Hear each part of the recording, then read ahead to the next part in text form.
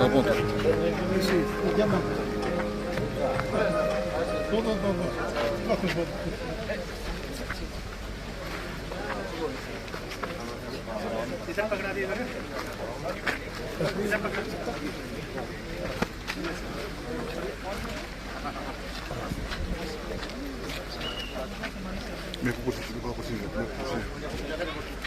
Ahora aquí, ahora sí. Ahí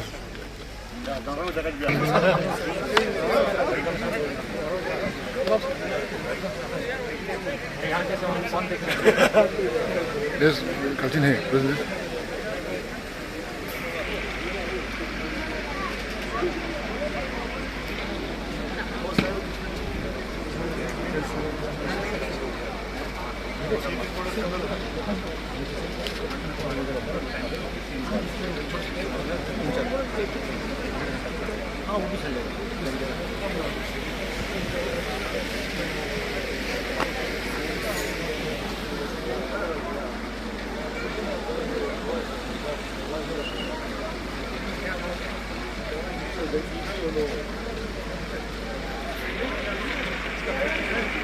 rifles सूबेदार सीताराम बलूनी साहब, 17 Garhwal rifles, उपस्थित अधिकारीगण, सम्मानीय गुरुजन, सेना से सेवानिवृत्त साहिबान, स्थानीय जनता तथा छात्र छात्राओं, कारगिल लड़ाई के गौरवशाली अध्याय जुबार रिज की लड़ाई के वीर गाथा दिवस समारोह में आप सभी का हार्दिक स्वागत एवं अभिनंदन करता हूं। आज आपके समक्ष खड़े होकर भारत के सैन्य इतिहास के एक गौरवशाली अध्याय जुबार रिज की लड़ाई पर बोलना मेरे लिए अत्यंत गर्व और सम्मान की बात है। यह वीर गाथा 1999 के कारगिल युद्ध के दौरान रची गई, जब हमारे सैनिकों ने अद्वितीय साहस का परिचय देते हुए असंभव को संभव कर दिखाया। कारगिल युद्ध मात्र दो सेनाओं के बीच युद्ध नहीं था, यह हमारे राष्ट्र की गरिमा, संप्रभुता और सैन्य आदर्शों की रक्षा का संग्राम था। मई 1999 में भारतीय सेना ने नियंत्रण रेखा के इस पार पाकिस्तानी घुसपैठियों की भारी तादाद में उपस्थिति दर्ज की। बटालिक सेक्टर में स्थित जुबार रिज उन ऊंचाइयों में से एक थी जिसे दुश्मनों ने कब्जे में ले रखा था। यह स्थान सामरिक दृष्टि से अति महत्वपूर्ण था। बर्फ से ढकी खड़ी पहाड़ियां, संकरे रास्ते और ऊंचाई पर बने दुश्मन के ठिकाने, इसे पुनः प्राप्त करना एक कठिन चुनौती थी। 17 गढ़वाल राइफल्स और 1st बिहार रेजिमेंट को जुबार रिज से दुश्मन को खदेड़ने का जिम्मा सौंपा गया। ये दोनों बटालियन अपने अनुशासन, बहादुरी और युद्ध कौशल के लिए प्रसिद्ध हैं। कठोर मौसम, कम ऑक्सीजन और दुश्मन की ऊंचाई वाली स्थिति के बावजूद धमाके और दुश्मन की घातक नजरों के बीच भी हमारे सैनिकों के हौसले अडिग रहे। सटीक योजना और निर्भीक कार्रवाई के साथ दोनों यूनिटों ने समन्वित हमला किया। आमने सामने की लड़ाई, मशीन गनों की गरज और हाथों में हथियार लिए आगे बढ़ते जवानों ने वह कर दिखाया जिसे असंभव कहते हैं। धीरे धीरे एक एक इंच जमीन वापस ली गई और अंततः जुबार रिज पर हमारे सैनिकों ने तिरंगा फहराया। स्वतंत्रता के दीपक में बलिदान की बाती जितना खुद को समर्पित करती है, उतना ही सभ्यताएं प्रकाशमय रहती हैं। एक सैनिक सदा ही इस मूल मंत्र पर जीता है कि बलिदान परमो धर्म। तभी हम और आप अपने घरों में सुरक्षित और स्वतंत्र रहते हैं।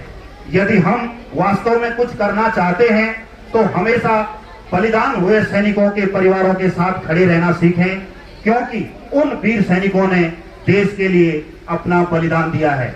मैं माननीय मुख्य अतिथि महोदय से विनम्र निवेदन करता हूं कि दीप जलाकर उन अमर शहीदों को श्रद्धांजलि अर्पित करें। यह दीप उन सभी शहीदों को समर्पित है जिन्होंने हमें एक स्वतंत्र और सुरक्षित देश दिया।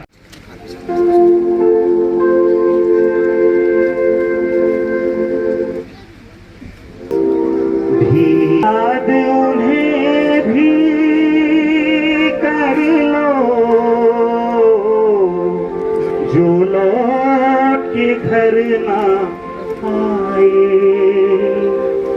जो लौट के घर ना आए। आता करो कुर्बान।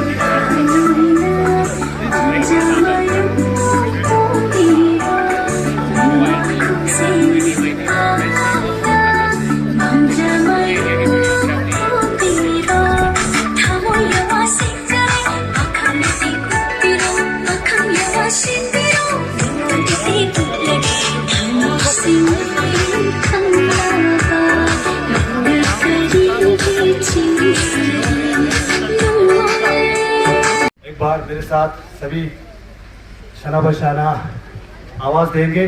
भारत माता की, भारत माता की, भारत माता की। बहुत बहुत शुक्रिया।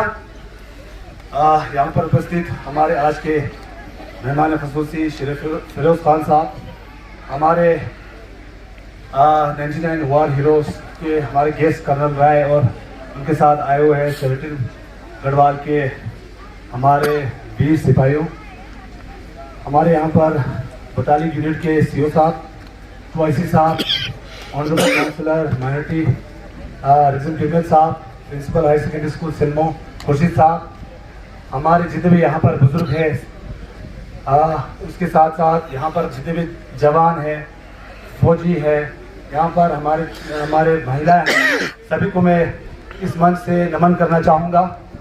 आज का जो दिन है, जो कि हमारे 1999 का जो जंग है वो हम सभी के दिल में अभी भी ताज़ा है।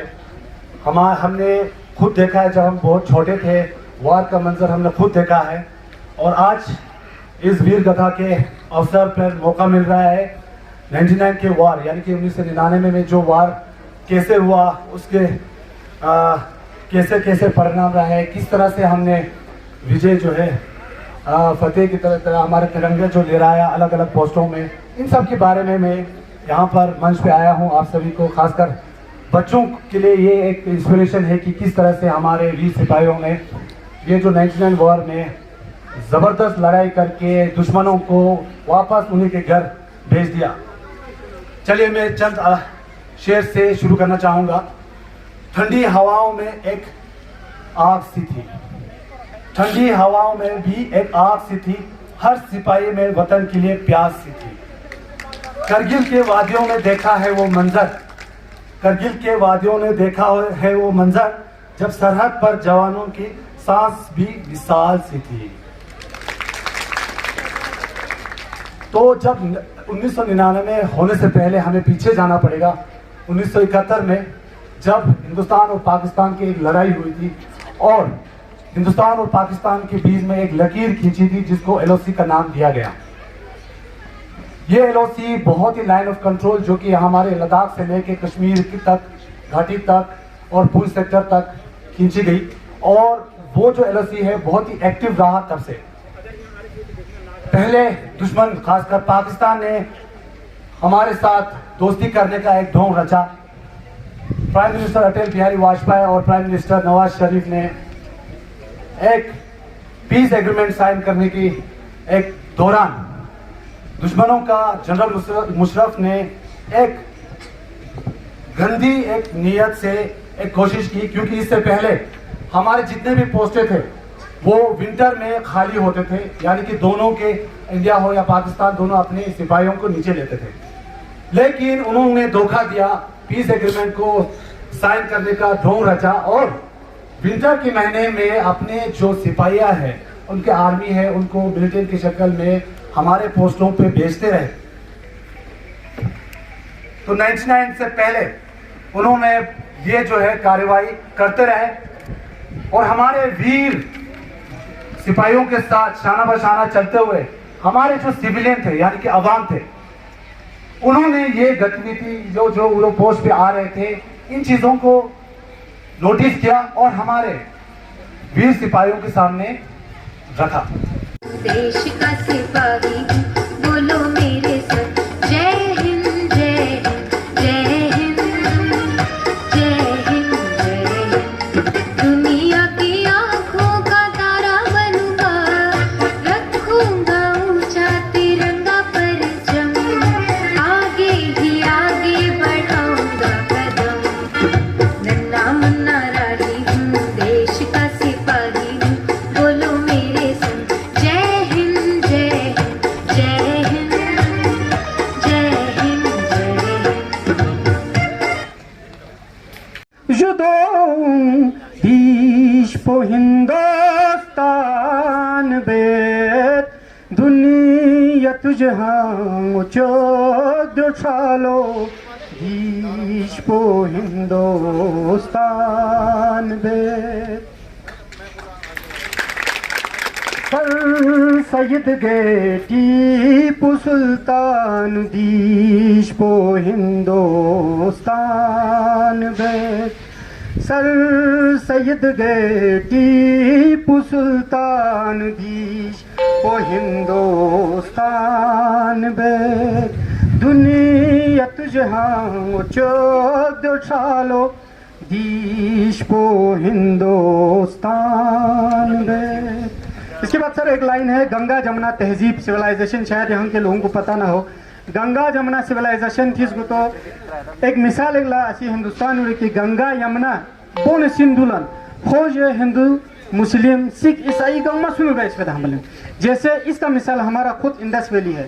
इंडस वैली हमारा एक वाहिद एक नदी है जहाँ पर मुसलमान बुद्धिस्ट और अदर धर्म के लोग एक साथ मिल बांट के रहते हैं, मिलजुल के रहते हैं। एक मिसाल ये है सर, इसको लेके मैंने एक लाइन लिखी है, गंगा यमुना सुमेजाजी सुदीश पो हिंदुस्तान बे गंगा यमुना सुमेजाजी सुदीश पो हिंदुस्तान बे हिमालय श्रृंग हमाऊ दीश पो हिंदुस्तान बे हिमालय श्रृंग हमाऊ दीश पो हिंदुस्तान बे दुनिया तुझे हाँ चुक उठा लो दीश पो हिंदुस्तान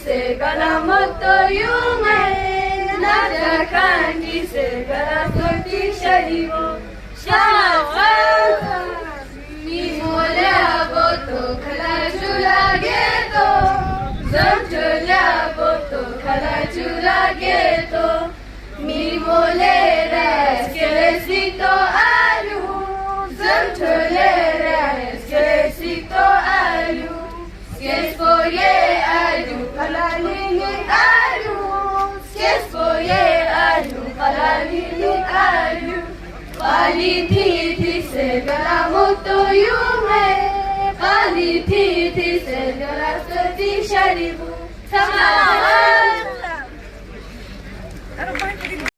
जुले नमस्कार, मेरा नाम कर्नल अजय राय है और रैंक होगा कोई नहीं होगा सिपाही के रैंक में आज के दिन में जेसीओ सूबेदार बन के थोड़े समय में अपने अपने घर रिटायर होने वाले हैं। फिलहाल 1999 की कहानी आप लोगों को काफी बता दी गई है। जुबैर रिज या बटालिक है ना, इसकी कहानी यहाँ पे जो 1919 में तकरीबन 6 या 7 मई को शुरू हुआ था। शुरुआत जब हिंदुस्तान फौज को, जब आर्मी को पता लगा कि कुछ पाकिस्तानी इन्फिल्ट्रेटर्स जुबैर रिज के साथ में जितना भी लाइन है रिज है ऊंचाइयों पे आके बैठा हुआ है, उस समय पे सबसे पहला operation in the sense a petrol 10 para SF के एक टीम गया था जिसके लीडर थे मेजर संग्राम सिंह। 1999 के बाद 2017 में मेजर संग्राम सिंह मुझे इंदौर के पास एक जगह है मऊ, हम लोग वहां पे साथ में पोस्टेड थे, उनके साथ साझा हुआ मेरा और मेरे को एक्चुअल कहानी पता लगा क्या हुआ यहाँ पे। उनका भी पेट्रोल गया था इसी खबर को लेने के लिए कि कोई दुश्मन ऊपर बैठा तो नहीं है। पूरी रात चलने के बाद अगले दिन सुबह मई के महीने में पंपवन एरिया ऊपर जुबैर एरिया में वहां पे फिर भी बर्फ था। सुबह पहुंचने के बाद उन्होंने वहां पे हॉल्ट किया और थोड़ा रेस्ट करना चाहा। जब रेस्ट कर रहे थे तब ऊपर से पाकिस्तानियों का बहुत हैवी फायर है उनके ऊपर, आर्टी फायर आया, मोटर आया, अपना पर्सनल हथियार जैसे राइफल, एलएमजी, ये मशीन गन, इनका फायर आने लगा। उसमें उनके उस समय पे 4 साथी शहीद हुए थे। साहब को भी एक आर्टी का स्प्लिंटर लगा था। किसी तरह से जब खबर पूरी तरह से पता लगा कि हाँ दुश्मन वाकई में मौजूद है, वो अपना बचाव करके, और इसी टीम में उनके साथ कम से कम 10-11 लोगों को भी स्प्लिंटर गोलियां लगी, तो अपने घायलों को लेके वो नीचे वापस आए। जुबैर रिज बटालिक सब सेक्टर में बहुत इंपॉर्टेंट एरिया था और जितना बड़ा लड़ाई आप लोग ने होलोलिंग और क्या कहते हैं टाइगर हिल का जितना बड़ा लड़ाई हुआ है, उतना बड़ा लड़ाई यहाँ पे जुबैर में भी हुआ है। लेकिन आप लोग को भी पता हो कि दोपहर ये यहाँ की लड़ाई इतना ज्यादा आया नहीं। क्यों? क्योंकि उस समय पे मीडिया का इतना मौजूदगी यहाँ पे नहीं था। मुश्किल एरिया, ऑपरेशनल एरिया, यहाँ से अगर आप जाओगे जुबार अगर चलेंगे तो अभी भी मेरे हिसाब से एक अच्छा खासा फिट आदमी भी 6-7 घंटा लेगा तब तक पहुंचने में। तो उस तरह से वो मीडिया का कोई यहाँ पे कोई ज्यादा वो नहीं था, तो इसलिए इस जगह की कहानी को इतना लोगों को पता नहीं लगा है। लेकिन आप लोग भी अभी जो ये अभी यूनिट यहाँ पे आप लोग कर रहे हो, आप लोग इस तरह से प्रोग्राम कर रहे हो, इसके तहत अभी भी लोगों तक ये खबर पहुंच सकता है कि कितना इंपॉर्टेंट लड़ाई यहाँ लड़ा गया है। फिलहाल हमारा जो कहानी 17 गढ़वाल, हमारी कहानी शुरू होती है उत्तराखंड के एक बहुत ही सुंदर जगह है पिथौरागढ़। पिथौरागढ़ में हमें पलटन को आए हुए कम से कम 9 या 10 महीने हुए थे। हम लोग भी यहीं से कुपवाड़ा से अपने पीस टेन्योर के लिए पिथौरा गए थे। मई के जब इस शुरुआत में जब 6 तारीख, 10 तारीख, 17 तारीख, 14 तारीख जब पूरा यहाँ चोर बाटला, मशको, अपना द्रास एरिया में काक्सर जब हमें पता लगा दुश्मनों की मौजूदगी है, तो हमें भी उस चीज के लिए पिथौरागढ़ से यहाँ पे बुलाया गया। 31 मई 1999 हम लोग पिथौरागढ़ से निकले और हम लोग पिथौरागढ़ से होते हुए हल्द्वानी से होते हुए अल्मोड़ा, हल्द्वानी, चंडीगढ़, पठानकोट, मनाली, ये पैटसियो, पांग, रोहतांग सब क्रॉस करके ले होते हुए 10 जून को हम लोग निम्मू में पहुंचे। और निम्मू के पास में ही एक बड़ा सुंदर सा गांव है, साथ में ही बास्को करके, बास्को के साथ ही एरिया में हम लोग ने अपना स्टैब्लिश किया, अपना कैंप किया और वहां बैठे हम लोग। जब हम लोग यहाँ पे आए तो एज इट इज हम लोग थोड़े नीचे वाले इलाके से आए थे, तो एक्लेमेटाइजेशन करना जरूरी था। तो हमारा एक्लेमेटाइजेशन का कार्यवाही 10 तारीख जून के बाद निम्बू के आसपास वाले पहाड़ियों में स्टार्ट हुआ। सड़क में हम लोग 10 किलोमीटर का मार्च, 20 किलोमीटर का मार्च कर रहे थे। तो फर्स्ट स्टेज एक्लेमेटाइजेशन पहले 6 दिन के बाद हमारा सेकेंड स्टेज एक्लेमेटाइजेशन शुरू ही हुआ था। तो तकरीबन 18 जून 1999 को हमारे उस एरिया में हमारे जीओसी साहब आए, जनरल साहब, और उन्होंने हमारे यूनिट को टास्क दिया कि आपने जुबैर हिल को कैप्चर करना है। जुबैर हिल की जो कहानी है, जुबैर का जो कहानी है, हमसे ठीक 1 महीने पहले तकरीबन मई आप लोग वाली 26-27 इस तारीख को एक रेजिमेंट है उसकी ड्यूटी हो गए और बड़ा मुश्किल इलाका था, तो वो अटैक पूरा कंप्लीट नहीं हो पाया था। हमारे लिए गर्व की बात, 17 गढ़वाल के लिए बड़े गर्व की बात थी कि हमारा नाम चुना गया इस ऑपरेशन के लिए, क्योंकि जीओसी साहब हमारा पलटन को चुनने से पहले 7-8 यूनिटों में जाके उन्होंने चक्कर मारा। उन्होंने देखा किस तरह की तैयारी है, किस तरह का मोराल है ट्रुप्स का, कौन सबसे बेहतरीन कौन सी पलटन है जिसको ये सबसे इंपॉर्टेंट टास्क दिया जा सकता है, और उस पे हमारा नाम था और हमें चुना गया। फिलहाल 19 जून को हमारा एक छोटा सा टुकड़ी, मेरे सीनियर थे एक कैप्टन अजय पाल कौशिश, इनिशियल शुरुआत का कैंप हमने धारचिक में स्टैब्लिश किया। और अगले दिन हमारा 19 तारीख को और 20 जून को हमारा पूरा पलटन वहां से धारचिक में पहुंच गया। इसके बाद हमारे सीओ साहब और अफसरों ने मिलकर हम लोगों ने रेकी किया आगे का इलाका। रेकी करने के लिए हम जो रास्ता गया, अटैक के लिए जो रास्ता गया, हमने ये बटालिक से गुरगुडो होते हुए आपका बुढ़िया गांव है ना, बुढ़िया गांव और बकराहाट, उसके बीच में उन जमाने पे एक पोस्ट होता था, उसको चाइना पोस्ट बोलते थे, नाले के साथ में, चाइना नाले के साथ में। चाइना नाले के साथ में जाके आगे जाके एक और पोस्ट है ओल्ड टेंट। तो ओल्ड टेंट से हमने चढ़ाई करके उन जमानों पे, अभी आई थिंक सो उस पोस्ट का नाम न्यू टेंट रखा हुआ है, उसको उन जमाने पे न्यू MMG पोस्ट बोला जाता था। तब यहाँ पे पंजाब रेजिमेंट की एक यूनिट होती थी। उस जगह पे जाके हमने रेकी किया पूरे दिन भर। वापस हम आए, पूरे जो रेकी पार्टी थी हम लोग बुढ़िया गांव में आ गए थे, और तब तक हमारा पूरा पलटन भी बुढ़िया गांव पहुंच गया था। बुढ़िया गांव में हमने भी तैयारी की, ब्रीफिंग किया, किस तरह से तजवीज़ बनाया हमने, कौन सा अटैक कहाँ पे जाएगा, कौन करेगा। हमारे अपने कमांडर साहब वहाँ पे आए, कमांडर साहब ने भी हमें ब्रीफ किया। और उसके बाद हम बुढ़िया गाँव से 21 तारीख को हम लोग आगे बकराहाट में पहुँच गए। बकराहाट में हमने अपना 3-4 दिन का हॉल्ट किया, और जो पूरी लड़ाई की जो तजवीज़ और तैयारी की, क्योंकि काफ़ी एमुनिशन, राशन है ना, बंदों को भी तैयार करना, हथियार, काफ़ी कोऑर्डिनेशन चाहिए होता था। ये सब करने के बाद हमने फाइनली प्लान किया 29 और 30 जून को हमारा अटैक जाएगा जुबैर। अब जुबैर जो रिज है, आप लोग ने जो यहाँ पे बुजुर्ग लोग हैं उन्होंने ऊपर देखा होगा, जुबैर रिज है और जुबैर के साथ पूरी पहाड़ियों का सिलसिला आता है बमफन, और उसके बाद दुश्मन का भी इलाका आता है शंगुरुती करके। तो हमने जो अपने कंपनियों को ऑब्जेक्टिव दिया था, जुबैर रिज को थोड़ा सा छोड़ के काला पत्थर, बम 3, बम 2, ये हमारे मेन ऑब्जेक्टिव्स थे जहाँ पे हमारा अटैक करना था। हमारा अटैक हमने 2 हिस्सों में करना था एक ही रात पे। काला पत्थर जो हमने ऑब्जेक्टिव दिया था वो था अल्फा कंपनी। बम 2, बम 3 कॉम्प्लेक्स जो बम 3 था उसमें हमारा ब्रावो कंपनी ने जाना था। डेल्टा कंपनी ने बम को क्रॉस करके एक हमने थारू एक और ब्रिज है उस पर एक माउंट करके जगह नाम दिया था, उसको डेल्टा ने बाद में कैप्चर करना था।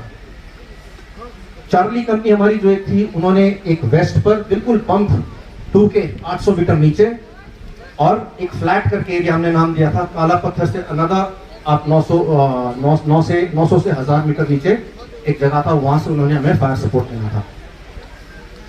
29 तारीख रात को शाम हो गई थी 8 बजे, क्योंकि काला पत्थर का डिस्टेंस थोड़ा लंबा चलना था।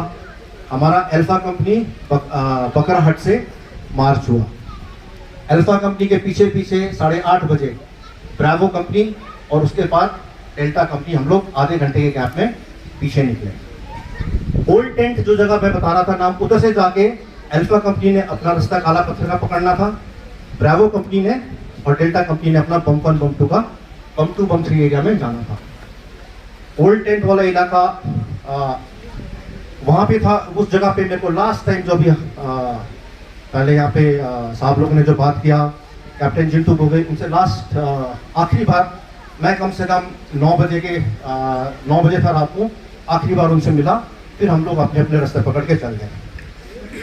अब बम जो मैं ओल्ड टेंट से जो ये वेस्ट पर जहाँ पे चार्ली कंपनी था, बहुत खड़ी चढ़ाई थी। उस रात में अपना क्या कहते हैं, जब हम लोग रात को शाम को निकले थे, 8 बजे निकले थे, तो चांदनी रात थी। तो रात के 12 बजे के बाद ही बिल्कुल चांद गायब हो जाता था और अंधेरा था। तो हमारी जो कंपनी थी, ब्रावो कंपनी और डेल्टा कंपनी, कम से कम तकरीबन रात को 2 बजे हम लोग बिल्कुल बम 2 के नीचे, जहाँ से हमारा अटैक स्टार्ट होना था, उस जगह पे पहुंचे। अल्फा कंपनी भी तब तक अपने जहाँ से उन्होंने शुरू करना था वहाँ पे पहुंच गया था। उस समय पे ब्रावो कंपनी से भी हमारा वहाँ पे मिलाप हो गया। तो ब्रावो कंपनी के कंपनी कमांडर होते थे, हमारे कंपनी कमांडर थे तब major MS Hazra. MS Hazra साहब ने मुझे बोला कि आजा राय, आजा यंगस्टर, MMG फायर कर। तो हमने वहाँ पे फटाफट MMG लगाया। मैंने MMG लगाया, MMG का 8-8, 10-10 राउंड मैंने बस्ट मारे, 2-2 बस्ट बम फंड के। बम 2 मिनट तक कुछ नहीं हुआ। तब तक हमारा भी विश्वास ऐसा था कि हाँ, दुश्मन शायद भाग गया होगा, लेकिन दुश्मन भी चालाक था। वो जितना भी ऊपर ब्रिज लाइन था, टॉप पे नहीं बैठता था रात को टॉप के पीछे कम से कम 40 मीटर नीचे, 50 मीटर नीचे उसने अपना जगह बना रखा था। तो उसको कम से कम जब तक रियलाइज हुआ होगा, पता लगा कि नीचे से कोई फायर आ गया, तो हम लोग इंडियन आर्मी आ गई है। आफ्टर 10 मिनट के बाद उन्होंने भयंकर फायर खोला। मतलब चारों तरफ से ऐसा होता ना, हम लोग ऐसे बीच में ऐसे घोड़े का नाल जैसे शेप होता, उसके बीच में हम लोग फंस गए थे। एक तो ये उनके मशीन गन का फायर पूरा आ रहा था, ऊपर से उनके आरटी का गोला, मोटर का गोला सब आने लगा है।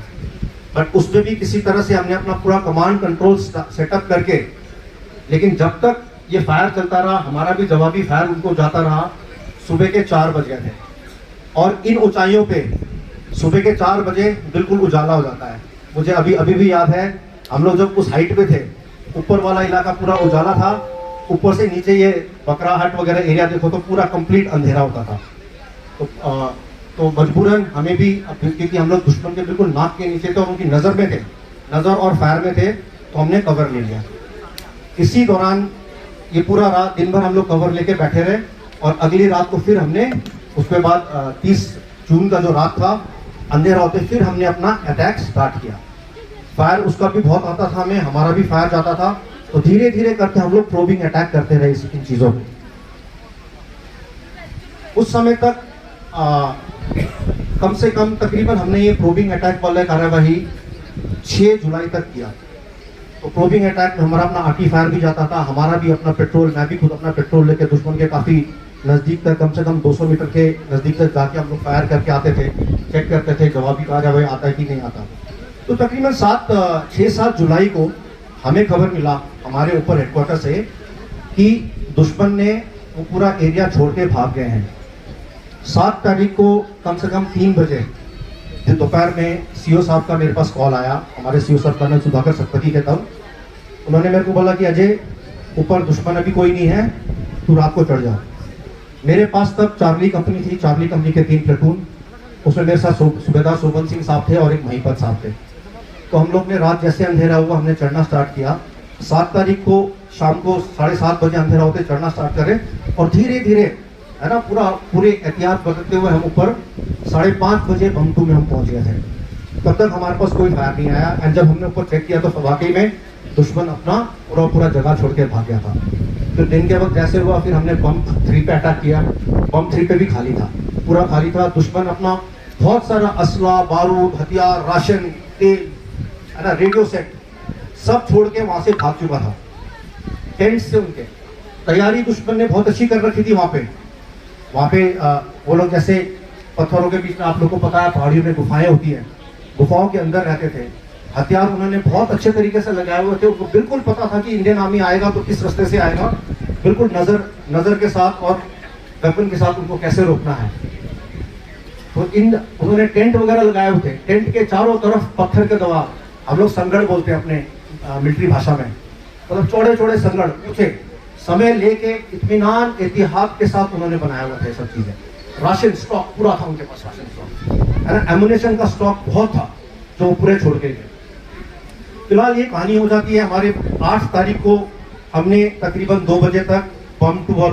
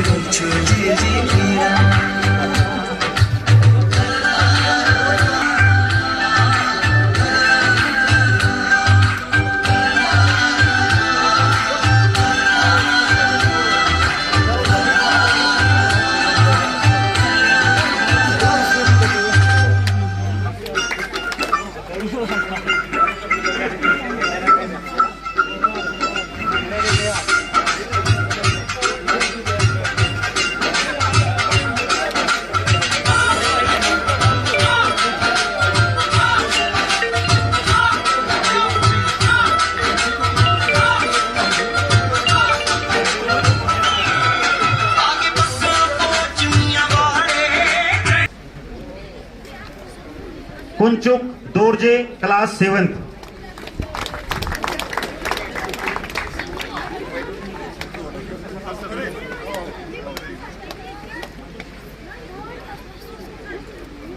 Nawang Gyatso class 7th।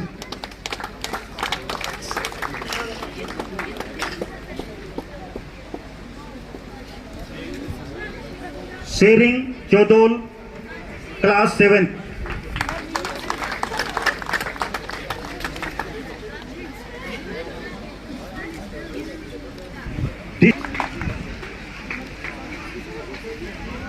Government middle school Chulichand के बच्चे इस प्रकार हैं। Farman Ali class 1st।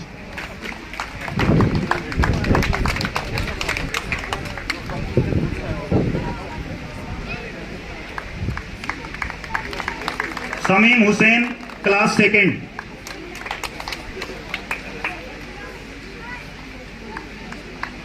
Sadiq Ali class second, Zahra Jabeen class second,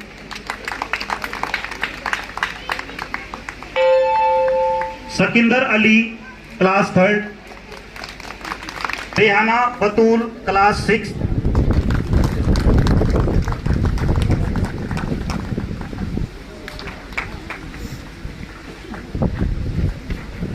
Samreen Fatima class fifth,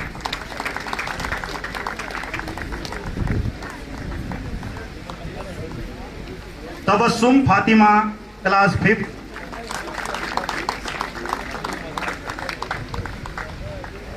Parvez Ahmed class seventh, Nawaz Ali class sixth और जिसन Ali class six.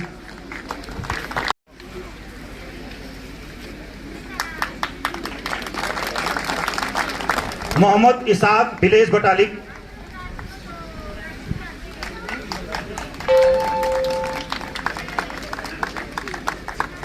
Mohammad Ali village Batalik,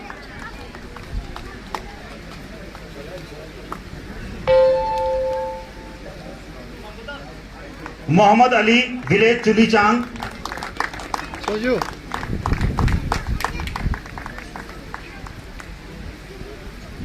और मोहम्मद अली विलेज सारजे।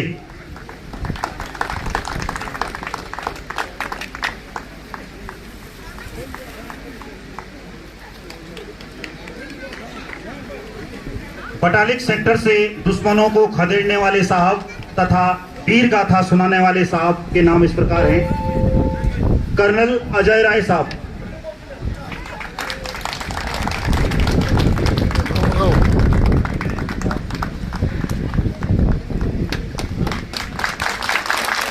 सूबेदार राजेंद्र साहब, सूबेदार सीताराम साहब और सूबेदार स्वयंवर साहब।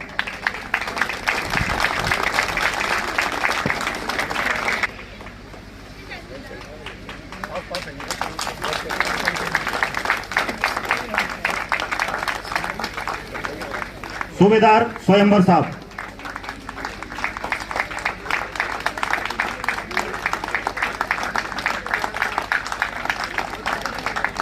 सूबेदार सीताराम साहब और वीर गाथा सुनाने वाले मिस्टर नवांग शेरफ जी और मिस्टर आरिफ हुसैन जी।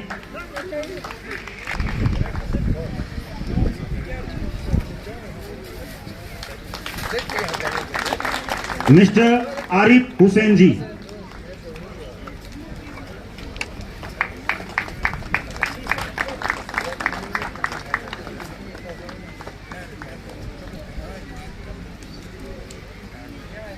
मैं माननीय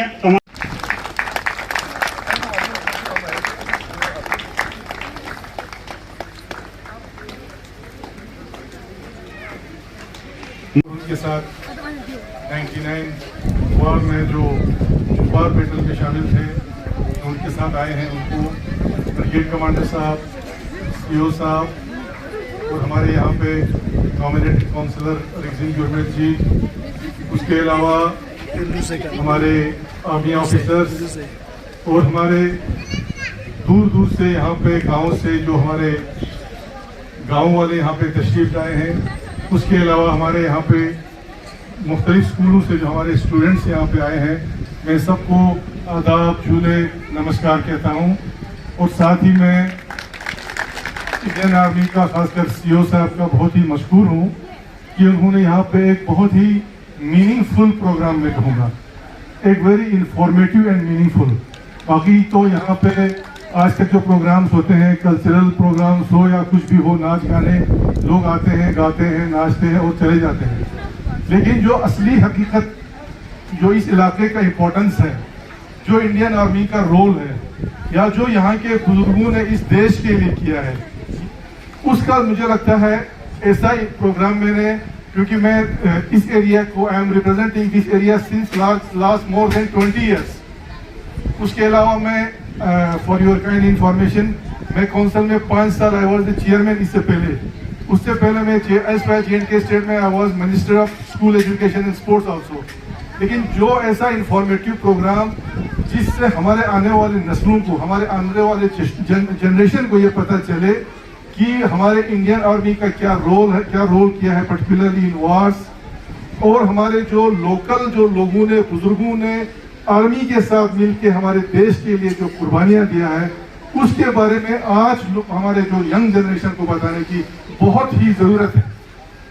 तो वो आपने ये जो प्रोग्राम यहाँ पे किया है, आई रियली अप्रिशिएट आपके CO साहब, ब्रिगेड साहब, सबको। उसके अलावा जो यहाँ पे इस प्रोग्राम में आज इतने दूर से जिन्होंने 99 वॉर में जुब्बार बैटल में पार्टिसिपेट किया, कर्नल अजय जी और उनके साथियों ने, बहुत अच्छा हमें लगा। अदरवाइज हम किताबों में पढ़ते हैं या कहीं पिक्चरों में या कहीं डॉक्यूमेंट्रीज में हम देखते हैं कि फलानी जगह ये हुआ, लेकिन आज हमें बहुत अच्छा लगा उन्हीं के ज़बानी ये सुनना, जिन्होंने वाकई उस जगह पे जाके क्या एक्शन उन्होंने किया, कितना मुश्किलात उनको आया, और बड़े इमोशनल भी हुए बीच में, क्योंकि उन्होंने अपने बहुत करीबी साथियों को वहाँ पे खोया।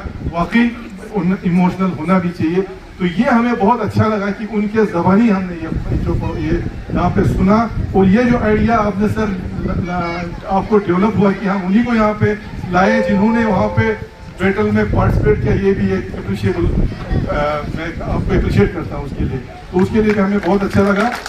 और साथ ही हमारे मिस्टर नवम और मिस्टर आरिफ ने भी यहाँ पे बहुत ही जानकारी हमारे जो आने वाले जो जनरेशन है उनको बता दिया कि भाई क्या क्या मुश्किलात, क्या बैटल उस वक्त हुआ था।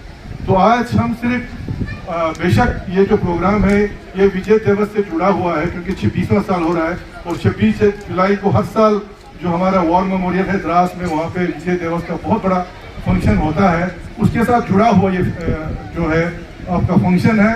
और जो मेन पर्टिकुलरली जो बैटल ऑफ जुब्बार जो हिल आपने अभी सबों के ज़बानी हमने सुना कि कितना मतलब ज़बरदस्त वहाँ पे बैटल हुआ है। लेकिन अनफॉर्चुनेटली हमारे कर्नल विजय साहब बोल रहे थे, CO साहब भी बोल रहे थे कि वेरी अनफॉर्चुनेटली उस वक्त यहाँ पे media, whether it is print media और इलेक्ट्रॉनिक मीडिया, उनका पहुंच नहीं था यहाँ पे, उसकी वजह से इतना हाईलाइट नहीं हो पाया। अब चूंकि द्रास जो था वो वैली से नजदीक था, मोटरेबल था, सब कुछ था, तो पूरा मीडिया, नेशनल इंटरनेशनल मीडिया वहाँ पे पहुंच गया, तो टाइगर हिल और आपका तोलोलिंग जो है हाईलाइट हो गया। अदरवाइज ये जो जुब्बार बैटल है ये भी उससे कम नहीं था जो हमने कर्नल साहब की ज़बानी सुना है। अधिनायक जय हे भारत भाग्य विधाता, पंजाब सिंध गुजरात मराठा द्राविड़ उत्कल बंगा, विंध्य हिमाचल यमुना गंगा, उछल जलधि तरंगा, तब शुभ नामे जागे, तब शुभ आशीष मांगे, गाहे तब जय गाथा, जनगण मंगलदायक जय हे भारत भाग्य विधाता, जय हे जय हे जय हे, जय जय जय जय हे, भारत माता की, भारत माता की, भारत माता की। धन्यवाद। मैं समारोह में उपस्थित सभी साहिबानों से निवेदन, इस तरह के प्रोग्राम कितना जरूरी है? जो करगिल विजय दिवस के तहत आज एक प्रोग्राम इंडियन आर्मी ने यहाँ पे अरेंज किया था। सबसे पहले तो हम इंडियन आर्मी का तहे दिल से शुक्रिया करते हैं, क्योंकि हम स्थानीय लोगों का, बॉर्डर एरिया के लोगों का मनोबल ऊंचा करते हैं, जिससे कि सुनहरी अक्षरों में लिखा गया है जो 1999 करगिल वार में जो पाकिस्तानी की तरफ से हमारे चोटी पूरा हमारे लद्दाख करगिल के स्पेशली चोटियों को कब्जा किया था, तो हमारे वीर जवानों ने उस समय अपना पूरा टाइम निकाल के एनर्जी पूरा जोश और होश के साथ उनको धकेलने का काम किया, तो हम उनको हर्ज़ अप करते हैं, नमन करते हैं। तो इसी तरह उनका यादें जो है अभी लाइव रखने के लिए इस तरह इंडियन आर्मी जो है प्रोग्राम करते रहते हैं, तो इसलिए हम शुक्रगुजार है। साथ साथ में हम इंडियन आर्मी से और उम्मीदें रखते हैं कि हमारा मनोबल ऊंचा करने के लिए इस तरह का प्रोग्राम करते रहेंगे। साथ ही साथ करगिल विजय दिवस के बगैर भी हमारा जैसे कि स्पोर्ट्स एक्टिविटीज़ हो, कल्चर एक्टिविटीज़ हो, ये भी इंडियन आर्मी अरेंज करते हैं। Thank you sir. Thank you. सभी को जुले। तो आज यहाँ पर वीर गाथा बटालिक में सेलिब्रेट किया गया, जहाँ पर हमारे 99 वॉर के बारे में यहाँ पर हमारे वॉर हीरोज भी आए और उन्होंने अपना जो वीर गाथा यहाँ पर पेश किया। यहाँ पर बटालिक सेक्टर के नौजवान भी आए थे, बुजुर्ग भी आए थे, महिलाएं भी आए थे, यानी कि पूरा बटालिक सेक्टर यहाँ जमा हुआ था और 99 के विजय दिवस को यहाँ पर सेलिब्रेट किया गया। वॉर स्टोरीज जो है यहाँ पर बेहतरीन तरीके से रखा गया और यहाँ पर स्कूल के बच्चे भी थे जिन्होंने आज ये जो वॉर स्टोरी से सुना और यहाँ पर रंगारंग कार्यक्रम रखा, जो कि हमारे यंग जनरेशन के लिए एक इंस्पिरेशन का काम करेगा आने वाले समय में। तो हम सब फ़ख्र महसूस करते हैं कि हम इस देश में पैदा हुए हैं और हम सब फ़ख्र महसूस करते हैं कि 99 में जो हमारे दुश्मन थे उनको मुंह की खानी पड़ी। बस यही कहना चाहेंगे।